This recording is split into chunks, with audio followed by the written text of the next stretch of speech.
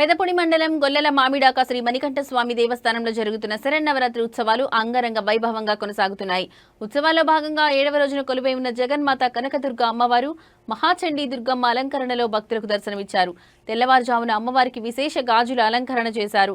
అనంతరం ఆలయ ప్రధాన అర్చకులు మోహిత్ శుక్ల ఆధ్వర్యంలో ప్రత్యేక పూజలు నిర్వహించారు.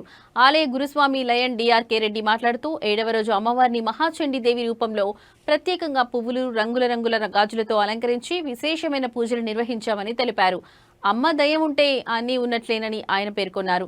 వందలాది మంది భక్తులు, భవానీ మాలదారులు, వారాహి మాలదారులు ఆలయానికి విచ్చేసి కనులారా అమ్మవారి అలంకారాన్ని వీక్షించి ముడుపులు మొక్కుబడులు చెల్లించుకున్నారు. ఈ కార్యక్రమంలో మణికంఠ ఆలయ అభివృద్ధి కమిటీ చైర్మన్ సత్తి భగవాన్ రెడ్డి, ద్వారంపూడి బాలవెంకట సత్యనారాయణ రెడ్డి, మోహన్ రెడ్డి, కొండారెడ్డి, యువరాజరెడ్డి, టీవీ కృష్ణారెడ్డితో పాటు భవానీ మాలదారులు, భక్తులు పాల్గొన్నారు.